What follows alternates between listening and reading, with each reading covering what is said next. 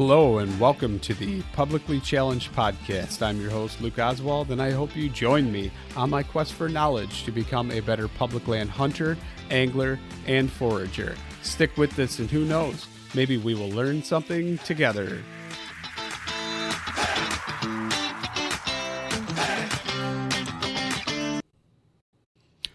All right, real quick before we get started on the show, I'm just going to talk about Treeline Academy.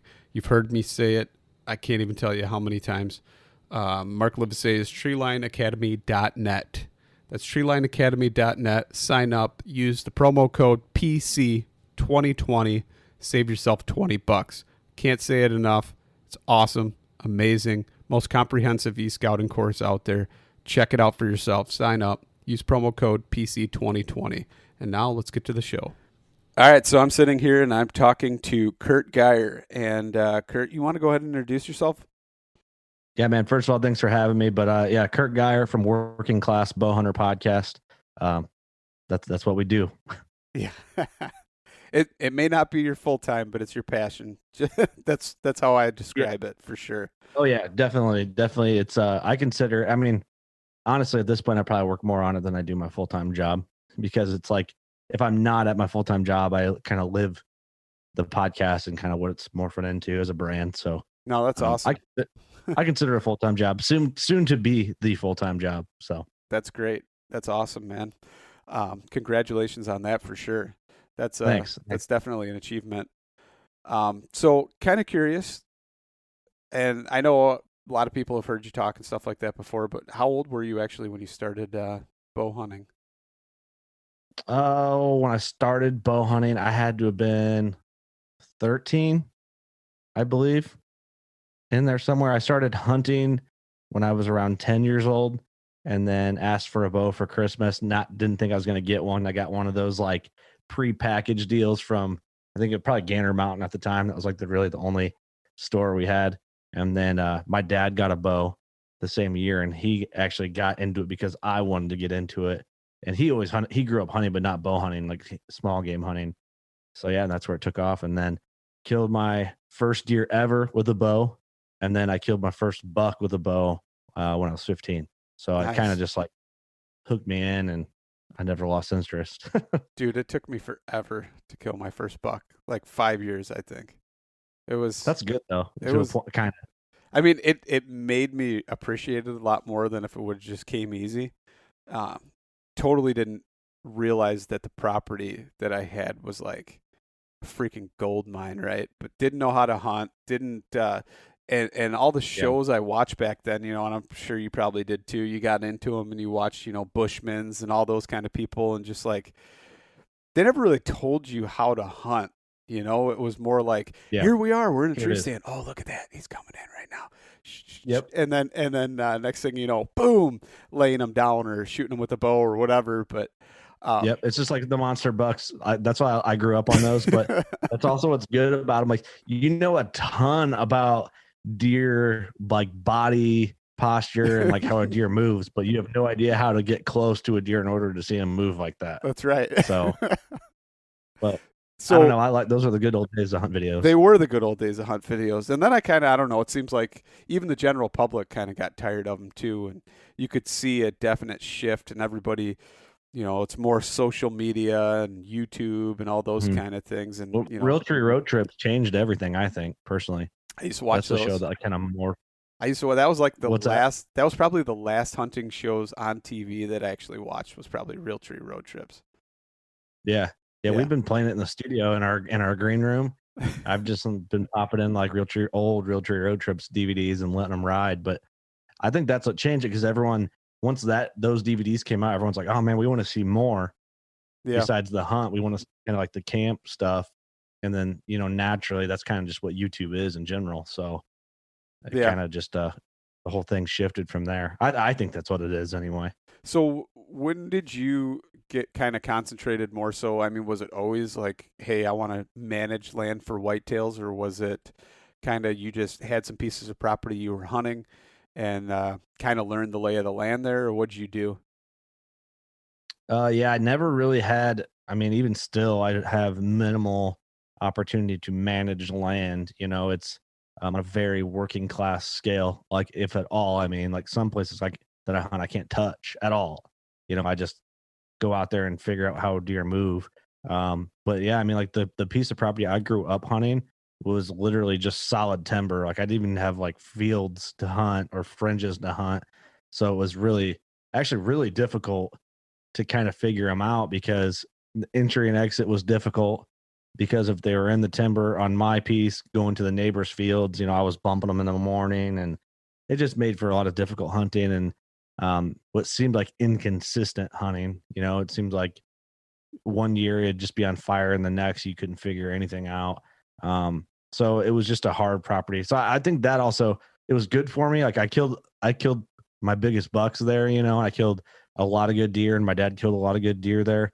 But I feel like it taught me how to like keep at it and stay mobile, like how to keep moving around to figure deer out when you haven't seen shit in 10 days.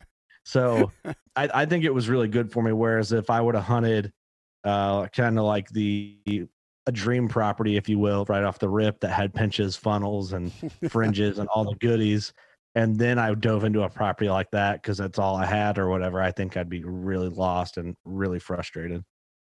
So the property I was telling you about a little bit ago was totally all of that.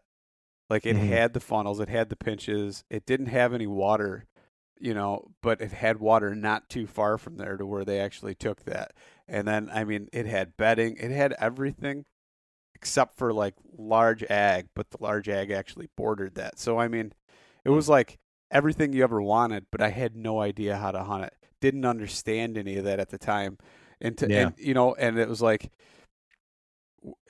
I couldn't figure out resources. There wasn't so much the internet back then.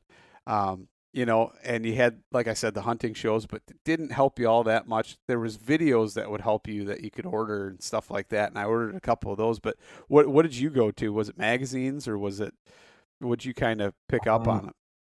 Really, I had a lot of hunting mentors growing up, so I hunted that piece, and then after hunting that piece for a few years, my dad and I got permission on another piece of property that was a couple hours away from this particular piece. So it wasn't a spot we got to hunt a lot, but we did like probably 2 solid weeks of hunting there a year with other guys that were very experienced, and they were consistent big buck killers. Like I'm talking every year are killing a really respectable Pope and Young with their bow. Like some of the guys were just strictly bow hunting, and a lot of them guys had hunted their entire lives bow hunting and stuff like that. So I learned a lot from those guys really before I even dove into anything like content wise. It was more, asking those guys questions when they kill the deer. Like, well, why'd you go to that spot? Well, why?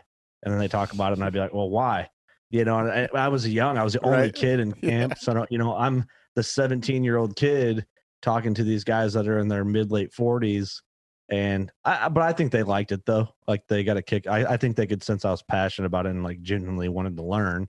But honestly, that's how I learned most of the basics, and then a lot of it trial and error with my old man and um, my buddies and stuff like that. I don't know. That's really the basic answer. Is kind of just asking a ton of questions to Yeah. guys I look up to because that was the best resource. I'm hunting with these guys. We got up at the same time. They left to go one way, and they came back with a buck, and I didn't. So I'm like, what the hell? What'd you do different? I want to know. Do you think people are So spoiled these days with the amount of information they got out there? no, I mean, I I think that it's harder to retain the information. Okay, let me go back. I think people think they know because they heard it on TV and all that, but they don't actually know until they put themselves there and experience it a little bit. Then they'll know. Does that make sense? No, I get that. I think, the same thing. You can look at something or read it a million times, but until you actually physically do it and experience it or try it and put it into practice to really get the feel for it. I totally agree with that. Yeah. Same thing about like even I try and do foraging and stuff. Well, you could look at a book a million times and think you're going to recognize it, and you can go out there and recognize it. But if it's in a different developmental stage than the picture in the book, it's not going to do you any good unless you get out there and study it, and figure Yeah. out a spot that it's in all the time. And I mean that can Man, I apply. respect you for that, dude, because I've tried to like get into that a little bit and it's so difficult. Like I would die if I had to like forage for food, I would die so fast. No, you wouldn't. Just So I'd be like, guaranteed, dandelions. yeah, Every kid knows those, right? yeah, Edible. Every just part of eat it. them. Every part of it. A little bitter, but every part of it's edible. So then you You could got, get by. yeah, you could get by. Tastes like crap, but you get a lot of them. You know? Right, right. um, remember them things when you were a kid on the playground you used to take and you used to fold it over and pull it and make like a little shooter and the head would pop off? No. Really? Okay. So it was like the tall, skinny little stem coming up with like a little, like almost like a cone shaped head on it. And you'd fold Okay. over, pick the stem and fold it over and pull it real hard and it would shoot off the Yeah. top. I'm sure you played with one. You had to have. I'm All sure I kids have. did that. Well, that's See, that's what I mean. that's That's how I plantain. die. So that is narrow leaf plantain, and it's got another one that looks just like it, but it's broadleaf, and that's plantain too, and you can eat that. So right there, you Okay. got two of them, right? I mean, if I get lost in Illinois, I'm just gonna eat field corn until somebody finds me. That's unless it's spring and they didn't get planted yet, but Yeah, then I'm screwed. Then and I'm then eating dandelions. and your favorite windicator, milkweed, Yeah. edible. All of Yeah, it's is it edible. really? Yeah, you just have to boil it. So, like a 5 minute blanch. Well, not really a blanch, but a 5 minute boil. Take it and like rinse it off, cool it down, and you can saute it. You can deep fry it. You can bread it. You can do any of that, and even the pods. Mm. So the milkweed pods, you can take and do that too. So you can pick those when they're young and tender. Yeah. Yeah, you're not eating them when they're ready to be used as a windicator. It's a little dry. No, they call it the floss, I believe is what they call it, and at that point, it's definitely like eating a cotton ball at that point. But if you get it when I it's didn't young and know that. tender, it tastes cheesy. No kidding. Yeah, slight cheesiness to it. So now, I when didn't you know go to that. pick your milkweed, just go like a week or two earlier, a couple weeks earlier. Pick a couple of them, boil them for 5 minutes in some water, and then try them out. See what you think. That's interesting. I'll be honest, I don't pick milkweed. What? I'm a hater. You're a hater on the milkweed, huh? I'm not actually. I'm jokingly a hater. I just it comes in a bottle already and I just puff and I'm on my way. I don't have time to go pick milkweed and let it dry off in my window and pack it into a thing. I get the $2 things and I'm on my So way. one, Man. I'm too cheap. I'm too cheap to buy the windicator. And two, the windicator that you actually put up. So the difference to me that I notice is from the tree stand you can actually watch how it's dropping or where it's going and all that kind of stuff. That is the benefit. That is the benefit. And I mean, it can actually help you determine or understand thermals or terrain by doing that. That's why I like it, for sure. I will tell you, the only times that I've used a like milkweed is like I had a lease that had a bunch of it on the way through. I had like a path through the CRP that I would like cut around, and I would like snag it as I was walking through. That's the only time. I've never like gone out before and like dried it out or whatever. I've never done that. But that's because you're not publicly challenged like me. You don't. I just, man, I'm a guy that's willing to just pay for convenience at certain times. My wife hates it because I'm just like, just pay for throw it. money at it. Yeah, I'd rather just pay to have things done to a certain point. I'm the kind of guy. I'm rich because I'm not. I'm the kind of guy that will spend more money on buying the stuff to learn how to make something and learn how to make it than just spending the money the first time and buying whatever it was I wanted to make. Yeah. Whether it be a knife sheath or whatever, dude, it doesn't matter. Yeah, that's cool. I respect that. But what's that meme that's going around now? It's like in 6 weeks and $3,000 later, we'll finally be able to enjoy a 25-cent vegetable from our garden. Yeah, you definitely can go overboard there for sure. People, yeah, like my wife wants to start a garden. I'm like, yeah, or we could just go buy tomatoes. Like I kill deer, I get the meat. Like let's just get our vegetables, whatever. Dude, like they don't taste the same though. Time. I know they don't taste the same. That's why my mother-in-law's for, man. I'm not planting a garden. There you go. Yeah, just utilize them, buy them some extra plants, whatever. Take the tractor over there, till a nice patch up for her. I'm very I don't get out a lot of areas. I'm a bow hunter, a podcaster, and a family guy, and then that everything else can kind of kick rocks unless I feel like showing interest to it. I'm very focused into what I like and everything. I'm kind of being sarcastic when I say that. No, I get it. Just real You know, self-centered, selfish. No, I'm just super selfish, and everybody else can kick rocks. But no, I'm busy, I so I'm get it. like, if I'm going to spend all my time for back straps, then I'm doing that. And then somebody else can get the tomatoes, or I'll just buy them on the fly. So how many back And straps do you actually put in the freezer a year? I kill, I killed 4 whitetails last year, an antelope and a bear last year. So with that So baby, the new baby on the way, I don't know if that's going to be enough meat in another year or two. You're going to have to really buckle shoot down another and probably take an go elk to. or two. Probably two. Next fall, I have an elk hunt planned. Nice. So we're doing that, and then I'm going to Wyoming this fall. So I'm going to Wyoming, and then I'm hoping I can get on a couple good whitetail bucks and maybe a doe or 3, depending on where I'm at in Illinois. And so yeah, I'll have to buckle down and get one more because my little girl tears up the wild game. It's kind of funny. Yeah. So She loves. what are you doing on is it an elk hunt in this fall then? No, it's a mule deer hunt. Okay, mule deer. Like high Yep, country or what? yep, high country. So You we're prepared going for for that? it. Yeah, I'm getting prepared. Yeah. It's me, my buddy Devin Leonard, and my buddy Clint Casper all going together. So Nice. they're I have a tag. They don't have tags, but they're using it as a reason to scout because they're putting in to draw that tag. So they're basically, it's a scouting trip for them. It's a hunting trip for me, and we're all going to kind of just learn together. I'm going to learn from them because You get Devin some Leonard's. killers, yeah. For Yeah, sure. Devin's like the mule deer guy, and Clint's, for a guy from Ohio, he's quickly becoming a mule deer guy. Yeah. So, he's killed some real good bucks. So I'm going to go in like just a sponge and just absorb as much knowledge and just everything I can from those guys when we're out there, and we'll see what happens. That's for sure the best way to do it, man. It's just osmosis. Take as much up Yeah, as you can for sure. So exactly. so when you said you were planning an elk hunt for next year then? Yeah, same area in Wyoming. My buddy Trey Heiner, the same guy we do our bear hunts with, the working class bear camps. Yeah. Yeah, so the plan was this. I was gonna go next fall with my old man. My dad was getting to a certain age that I'm like, man, we gotta get him an elk because he's getting old. There's not many 60-year-old plus getting in there and chasing elk around in the high country. So I was gonna buy him an elk hunt through my buddy Trey, and my dad recently just passed away, and so I called Trey up. I'm like, man, I was gonna buy my dad a hunt with you out there, and I was like, throw me on the books. So we're gonna do like a memorial hunt for my dad and go out there and try and kill a slob. So we'll see. We'll see Nice. what we can figure out on that. Nice. No, that's So yeah, cool. That's definitely cool.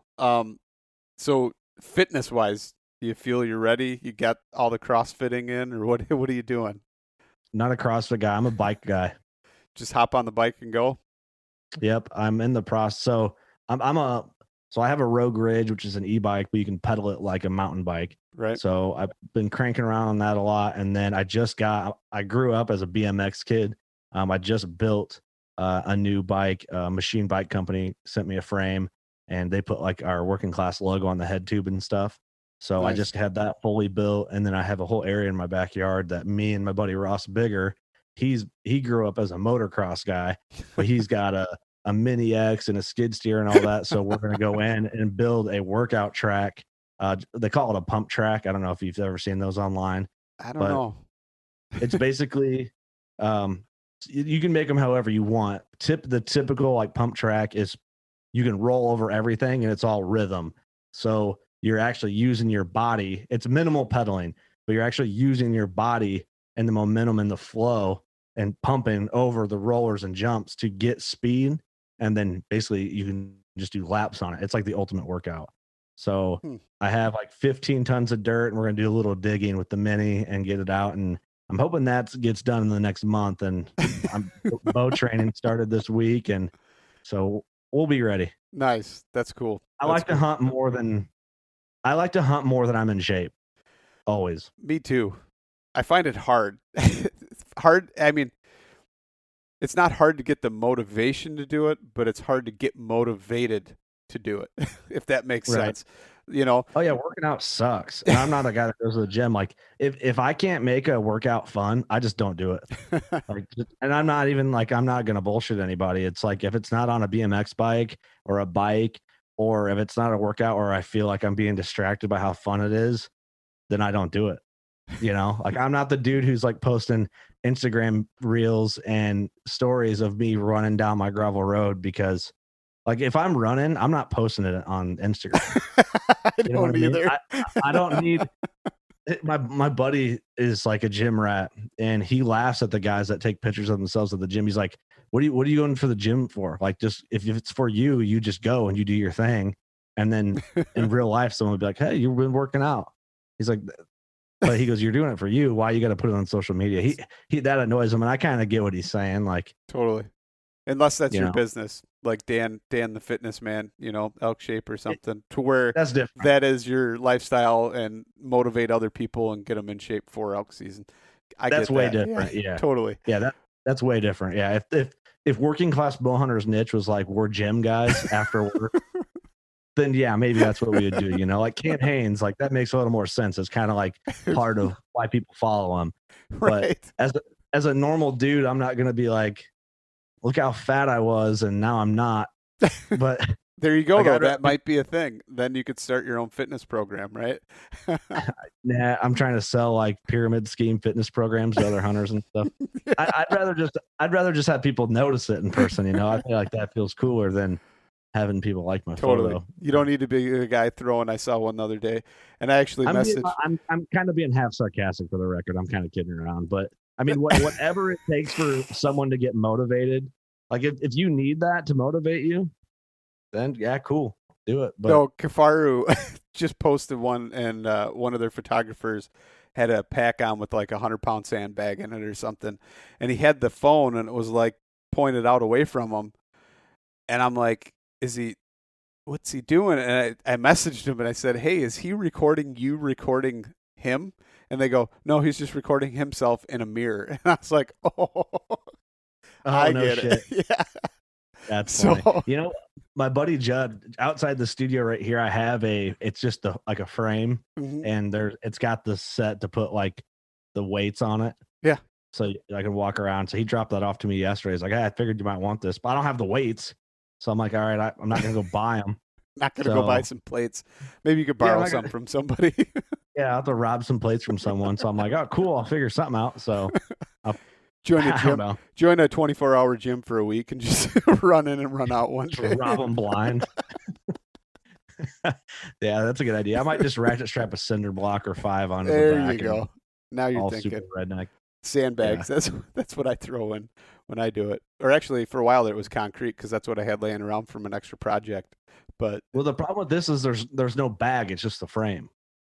Oh, so yeah, I can't throw anything into a bag. So I'll figure something out if I actually. It'll probably sit there until I get back from my hunt, and I won't ever touch it. There you go. Whatever works, man. Yeah, the bike will be my go-to. I mean, it's cardio and it's really a full body workout all in one. And like for me mentally, I'm having so much fun that I don't feel like I'm working out until I get done. I'm like, oh man, I'm dying. You can't walk the next 2 days. Yeah, exactly. I get it. When I got the bike, I was messing around on flat ground, just cranking around and doing different like just pump workouts and doing my thing. And yeah, you feel it. Like you feel it in your forearms, you feel it in your thighs, and I mean, it's a stair stepper you can have a little more fun on. That's pretty cool. So, you were telling me about your recent bear hunt a little bit. Can you kind of talk on that and just kind of let's give away some details? Yeah, definitely. We've been going. So the last 2 years we've gone to Double Diamond Outfitters out in Wyoming, and so basically he sets up like a canvas wall tent camp, and then it's horseback. So you horseback into your baits and stuff, but it's all on public. Like, you go to a trailhead and you're seeing other people there and stuff like that. But yeah, I mean, it's out in Wyoming backcountry and it's a little ways out there, but it's just a riot. I've never done any like type of Canadian bear hunt or anything like that. I've never hunted bears until this trip. So it was a pretty cool experience. And my first time ever, I like to hunt Wyoming and all that in that steep country. And it's different out there. It's pretty wild. But yeah, I didn't kill one this spring, but last spring I killed my first bear. I got lucky. I killed one on the first sit. So um, Nice. yeah, it was great. It was really fun. I mean, it was cool. Like I'm glad it happened and I got to see what it was like, but the camp is so fun that really you're not even worried about it. And I know that sounds cliche. It's not about the kill, but honestly, we left this year and I wasn't even like, I'm cool, I'm good. But I Yeah. genuinely wasn't even bummed about it. It's just so much fun from the time you get there, the process, like just sleeping in the tents and hanging out with your buddies and getting up and getting baits ready, getting horses ready, and then riding the horses out to the baits and hunting till dark. And it's just so much fun all around. Everything about it's great. So how long would you guys sit on the bait? Like, was it an all day thing, or was it like mid morning till whenever, or what was that like? Typically we did not hunt mornings typically. Now, if there's something that tipped us off to go hunt a morning, like, the first year we went, Austin and Ross did hunt some mornings. They went in, at daylight and hunted for a bit and then would come down or maybe sit all day. Um, every time I've done it, we've gone out about 3 in the afternoon, maybe a little earlier, depending. Sometimes we're going out at like 1 in the afternoon. And then at that time of the year, it doesn't get dark till like, oh, I guess 9:30 is like when you can't see. So it's time to pack up and head out. And so, I mean, it's still a pretty long sit because it gets dark so late there. So by the time you walk out of there or get to your horses and then get out of there with the horses, then get back to the whatever you're in. Sometimes you ride back to the camp. Sometimes you get to a horse trailer and ride back in the truck back to the actual camp on the back road. I mean, it's midnight sometimes by Nice. the time you get back to camp. So you come back, you drink a beer, and then you're like, "Oh, I'm going to bed. I'm wore out." And then you get up, and I don't know if you have time, shoot your bow, get baits ready, get the horses ready, and you're back at it again. Or go out and you help refill a bait or whatever you got to do. Yeah. It's Western, man. It's No, some that's cowboy cool. stuff. So your antelope that you got, were you what were you doing for that? Were you with the Double Diamond outfitters again, Nope. or Nope. I just went with some good buddies they have a project called Buckstorm. They're based out of South Dakota. And we did two of those antelope camps 2 years in a row. And yeah, it's just all public, just out in South Dakota. And it is so much fun. It is like the best time. I highly recommend if anyone's listening, if they've never gone antelope hunting, go anywhere you can go in any state. It doesn't matter. Just go and chase them around with a bow. It's so much fun. so did you get like a buck and a doe tag, or what'd you get? Mine was, I think it's an either sex. You only get to shoot one. Yeah, it's an either sex, I believe. But yeah, my first year I killed not a big one, but for me, I was stoked about it. I got it mounted and everything. And then I killed it's kind of a crazy story. I killed a younger one last year. I was on accident. That sounds corny. I don't really need to get in detail, but I'll tell the story real quick. I had legitimately, I don't tell the story because people I think I'm full of shit. But it's Let's on hear it. video. Let's hear it. I want to So hear it. I shot at an antelope and it darted my arrow, and another one intercepted my arrow. I believe it. I If you watch antelope and just how weird they move, like 1 minute they'll dart away from you 100 yards, and next thing you know you'll turn around. And I mean, you see it all the time. Like they'll turn around and then they'll be like 10 yards from you, and you're like, "Where the heck did you come from?" So yeah, I get it. it was one of those things when it happened. I was like, of course, it was actually what's weird about it in the footage. The one I hit it's not like I hit it in the ass and it like had to suffer. It was like an unethical shot. It was weird. What was so shocking about it is it looked like someone shot with a rifle. Like it front flipped and rolled, like dropped it.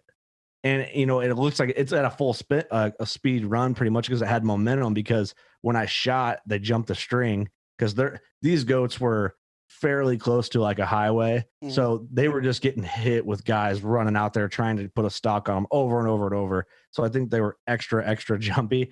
So I shoot the one to the left is like 20 yards to the left of the one I'm shooting at. They dart and it just boom rolls it like tea kettle. Ass over end, just rolling. And I'm sitting there and everybody's like, what just happened? And I just I put my hands over my face and just sat there on the hill. And I'm like, this is the strangest. Like, I don't know how I feel. It was one of them things. I was like, yeah, I got one, but I didn't mean to. I felt terrible because I didn't mean to do it, you know? And I was telling the guys, I'm like, I'm glad you have that on film, because if I told this story anywhere, everybody would think I was just so full of it and making stuff up. And yeah, so everybody waited about an hour, then everyone started making fun of me. So it was cool. So is it that on your YouTube channel? It's on Buckstorms. On Buckstorm? No, that's pretty cool. Yeah. I'm gonna have to check that out for sure. Yeah, it's I mean, it's been almost a year, so it's down their feet a bit. But yeah, it's on there. Were you wearing your awesome antelope hat that, looks like an antelope head that's like a giant foam cheese cutout from I think those are hilarious. No, I wasn't wearing one of those, but my buddy had the like head on. I don't know if it's like the Montana decoy or whatever. My buddy had that on his bow, and he was I can't remember the layout of it. Where he was at, he was also filming. So he's like, he has that and he's kind of filming around it. So, and I'm off way to the side of him, but there was like a hill with a cutout. So when the goats came around that cutout, they were like, boom, looking right at him. So I kind of had to make my move. It was kind of a now or never. And then they just were jumpy as hell and jumped me up. So, dude, I wonder, it's heads up, right? Heads up decoy is the thing that goes on the bow. oh, I don't know. I thought it was Montana, but I might be wrong. No, I don't know. Montana makes like just the spring ones that like you put almost like tent poles in, and you post them in the ground. You know what? They have both. We were using the Montana one on this hunt. And I have those, and I freaking love them. I've used them Cool. like on public, just going. And so here's a little story for you. I was last year I was hunting. My hunt kind of got blown. So I was a guy who ended up walking right through, and he scared out of the timber like, I don't know, 6 deer. No BS, 6 deer just stalking through there as noisy as could be. So then I was like, you know what? It's like 11 o'clock anyway. I'm gonna get down. So I get down. I had to take a dump. So I go over to a little spot further away, go to the bathroom. And then I'm walking back, and I'm like, screw it, I'm just going to go to my canoe and leave. So I got the decoy, and I got it up kind of high, right? And it's tall grass. It's like grass up to probably my I don't know, waist, maybe a little higher. Mm-hmm. And I got the decoy, and it's kind of over my shoulder. I got my pack on with all my stuff, and I'm carrying my bow. And all of a sudden, I see something flash like fur. And I turn over, and I look, and I'm like, oh, crap. And it was a nice buck. I bet you it was, no joke, like 140, 150-inch buck. No kidding. And I'm like, that's awesome. Like, where did he come from? And I looked, and there was a blown down tree, and he was laying bedded up against the root base. But he didn't see me, and the wind was at my face. He saw the doe decoy moving, and he just heard all the noise. I mean, I wasn't trying to be quiet. So he heard all this noise going through the grass, and he looks over and sees it. Well, he gets like probably like 40, 45 yards from me. And he's like standing facing me now, and I'm looking at him. I'm like, I wonder how I can make a play on this, you know? Mm-hmm. And I'm like, okay. So I kneel down and I set the doe down. And when I do, she kind of like gets covered up. And I didn't think about it at the time, but it was like just her head sticking up. So he's kind of still looking at her. Mm-hmm. And I'm fumbling trying to get like my release on and get an arrow out and do all this stuff. And I'm like, and then finally he just kind of like knows something's off, and he just darts off. And I'm like, yeah, man, that was awesome though, you know? And so I started thinking though, if I had one of those other decoys that goes on your bow, you could just be standing up, not kneel down and try and grab stuff, you know, and just, and go for it. But I've had a couple encounters with those Montana decoys and I guess they're just so realistic. Like, you know what I mean? They look pretty real, you know, unless you get to the side where they're non-existent anymore. But I've had deer where they walk and then they don't see it anymore, and they come running back around and look at it. It's pretty neat. And like another incident was I canoed the first time into a new spot, and I was like, man, I got to get there. I didn't actually canoe. I kayaked and had another canoe behind me. And that's a whole nother story about current and all that kind of stuff. But so I get 2 does run past me right on the ridge, the bank of the little tributary I was in. And I'm like, okay, So I get the decoy, get my bow, kind of get up there, and same thing. There's a spiked buck, no joke, like 5 feet away from me. So I No back kidding. up a little bit and try and, and I wasn't going to shoot him, but I was just putting an arrow in just in case I had to do something because he's Oh over yeah, there yeah. stomping his foot and putting his head down. Well, you just never know who else is going to be popping up either, too. Yeah, You it's know, true. And so, especially like with that setup, you could have, like you said, the 150 be popped up right there. You didn't see him, and I mean, miss an opportunity if you weren't ready. that was like 2 years before that happened. But yeah, it was awesome. I mean, so I've had some great experiences with those Montana decoys, but I think I'm gonna have to get me one of those heads up or whatever the heck they're called, where they go on the front Yeah, of your bow, because yeah. I think that might really work. I don't know. The first antelope I ever shot, that's my buddy Jeremy from Buckstrom. He had one on his bow, and I was kind of like behind him, and we were sneaking in, like we're inching, like we're trying to get by with as much as we can. Travis is filming like way behind us, and he's holding like he's a taller guy, so he's kind of ducked down below the hill, and he holds his hand up with the camera on his hand. He was kind of using that with the viewfinder to see what was going on, and that's how they film a lot of their stuff out there, where there's not a lot of terrain, so you make the best of what terrain you do have. And so Jeremy's got that decoy in the front of his bow, and I'm kind of ranging around him. And then once I saw the goat that I ended up shooting stand up, I kind of like drew facing away from Jeremy and then stepped out and stood up and shot him. That one's on film too on their videos. So Nice. that's a fun. Antelope is like, it's so much fun. I would go every year if I had the time. Yeah. No, that's something I was thinking about, and it's like my dad. I don't think he is fit enough. His knees are bad and all that kind of stuff to where he could go in any terrain for elk unless it was like Kansas or something. You know what I mean? Like, Mhm. I just don't think it's possible. But I think I might be able to pull off like a rifle Oh antelope yeah. hunt or something with them. I need to try and get that figured out and on the books or something to make that happen. Yeah, that'd be a riot. It would Yeah. be fun to go out. Like, I don't ever rifle hunt, but I think that would be fun to do, like a rifle antelope with like a group of guys. Would be a ton of fun, you know. But Do you? I just love those animals. Are just so cool to me. So you never pick up a rifle, or I've it's only? killed I've killed one deer with a rifle, and that was in Oregon a couple years ago. I guess because it Um, would be a working class rifle hunter, right? Instead of- right, right. Well, we can't use them in Illinois. I've killed plenty of deer with with a muzzle loader. I've never killed deer with a shotgun or anything like that, but I have nothing against it. It's not as interesting to what me. whatever happened here in Illinois? They were trying to do to where you could use like a rifle with the straight walled cartridge of whatever caliber and stuff, and then it never like really went anywhere. Do you know anything about that? I don't, man. I heard rumblings about it, and I was just hoping it wasn't going to happen. Um, and I honestly never heard anything about it. We don't need any more guns in Illinois when it comes to like killing deer. It's already, you know what I mean. The shotgun's plenty. Oh, You know, don't say that, man.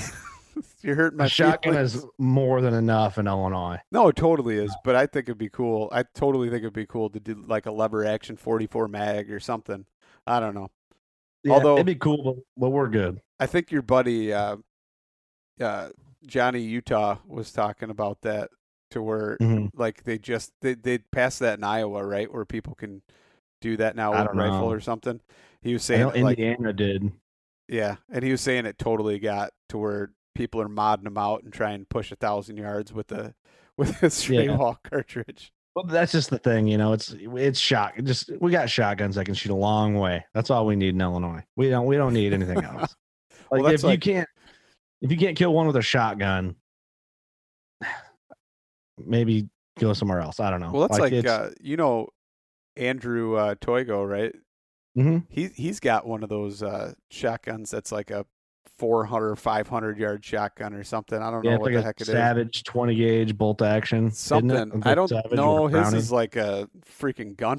It's not a gun works, but it's something like that. It is way more high Um, tech than your regular bolt action. my buddy Austin Chandler has something like that. I believe it's a 20 gauge. I want to say it's a Savage or a Browning or something like that, but it's a bolt action slug gun, and it's just impressive. But that's a rifle at that point. And that's the guys with the muzzle loaders too. Like I don't think Illinois says anything about whether or not it has to be smokeless powder or any of that kind of stuff. Not that So I'm aware of. so you could use a center fire, primer and like a large rifle primer and put, whatever kind of magnum powder in there. And I mean, there's I can't think of the dude's name. He's somewhere out in like Idaho or something, and he makes these muzzle loaders that are like 1,400 yard muzzle loaders. Oh, really? Yeah. Gee. I mean, and Yeah, they're accurate to 1,400 really. yards. He like guarantees at 100 yards it's less than like half inch, or a quarter inch MOA or something crazy. That's nuts. I honestly, I like guns. I think they're cool, but when it comes to hunting, like my knowledge of them is very minimal. Like it's very, very minimal. It's just not. It's cool. It is fun, but it's just not my main interest. Yeah. Like I'm never, but like going out on my own rifle hunt for elk. Unless it would have to be a very specific circumstance. You know what I mean? Yeah. No, that was my first elk hunt, unsuccessful. Mhm. And then so this year I'm going to go out archery and see if I can make it happen. Hopefully less Yeah. pressure. We'll see. But hopefully sure, I can yeah. hopefully I can do that. But no, I think like just I don't know, it's cool. It's definitely cool to do that, but like I've had the same feelings. I just drew a shotgun tag this year that it was my 4th year putting in for, and I finally drew it for a piece of public. And I was telling my wife, I was like, as excited as I am to have the tag, I'm not that excited to take the shotgun out and actually go hunt it. And I told her, I was like, Yeah. I might actually bring my bow. And Yeah. and she's like, that's pretty dumb. And That's funny though. I go, kind of it is, because chances are I'll see something at like 80 yards or something and not Kick be able to yourself. drop it. And it'll be like, the biggest deer I've ever seen out there. And then, on Yeah. the same hand, it's like, well, I'll shoot it at 30 yards with a shotgun and be like, well, I totally could have Should've dropped brought my that one bow. with my bow. Yeah. Yep. Exactly. That's a Yeah. double-edged sword. I killed a buck I called Creepy during second firearm season now. Because if you have a firearm tag, Yep. you can hunt with the bow as long as you have a valid tag. And that just changed, Yep. probably in the last 5 years or something like that. But Might be. anyway, I I thought it was killed. less, but yeah. It's been 4 years at Okay. least. I killed that buck at 12 yards during the second shotgun season with my bow. Nice. So, but it felt, I mean, to me, I'm like, that's even cooler because Yeah. I was in Blaze Orange. Everybody else is out gun hunting, like trying to kill, just see one to kill one. And I just, maybe luck, but I don't know. I just like the feel of that. It's cool. No, that's Nothing, awesome. nothing against it if you want to gun hunt. That's cool. I don't have anything against that at all, but it's just not as interesting. But it'd be called working class gun hunter instead of bow hunter. That's Working class slug hunter. slug hunter. There you go. Yeah. Not to be confused with One Slug Doug. But Yeah, I was going to say that. It's like, that isn't his name, which I don't understand because I don't know if I've ever heard of, you know what I mean? Like the last time I saw Doug shoot a slug gun was like, I don't know if I've ever seen him shoot one. So whatever. I don't know. It's like, it has a ring to it. Yeah. So, yeah, no, I get it, man. I don't get it, but I get Instagram it. handle to Duck Guy Doug is what he needs to do. That's What he's been to calling what? lately. Duck Guy Doug. Is he a duck guide now? Is that No, he's never even killed a duck, I don't think. But that's what's funny. It's a if you listen to our podcast, there's a joke about. So we did a podcast with Make Hunting Great Again. Yeah. And he talks about how there's a lot of Instagram chicks that are in it for the wrong intentions, but they get free duck hunts because of things they do to get free duck hunts. Oh yeah. Well, Doug's the only single guy in our crew, so we joke around and call him Duck Guy Doug. So it's kind of like, it was a joke that in the podcast and with our listeners has kind of rolled into this thing that's getting way out of hand, but it's so funny that we just keep it going. That's funny. Because I'm pretty sure I listened to both of the Make Hunting Great Again episodes. I like that dude. Yeah. He's pretty funny. But I don't remember ever hearing. Well, it's something that kind of rolled in. Oh. It's you have to listen to the show because there's a lot of inside jokes in there, and there's a lot of like a third eye Illuminati hidden inside jokes in there. that if you listen to them in detail and you catch them, you're like, oh, I see where this is stemming from. So it all kind of led into. Nice. So that I think that's why not everybody understands it, but like a lot of our hardcore guys that are kind of get the vibe and are understand what we're talking about. They understand what's going on. Yeah. Nice. Not funny. Just your drop in every once in a while listeners.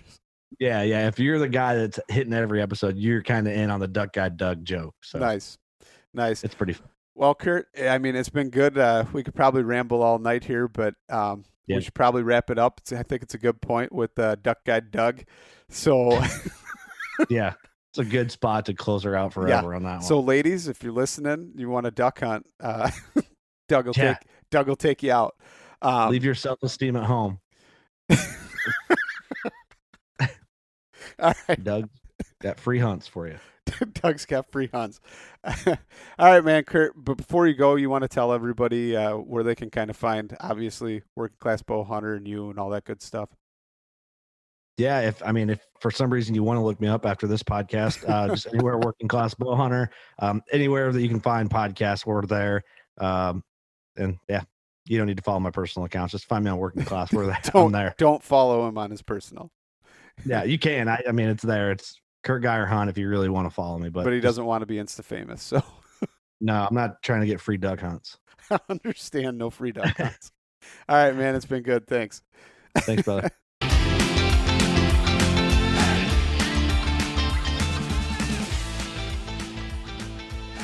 And once again, thank you so much for listening to the Publicly Challenged podcast. I hope you enjoyed the show, and if you did, please subscribe on whatever platform it is you're listening to. Also, if you could leave a review, that would help us out. And you can check us out on Instagram or at publiclychallenged.com. And once again, thank you so much for listening to the show.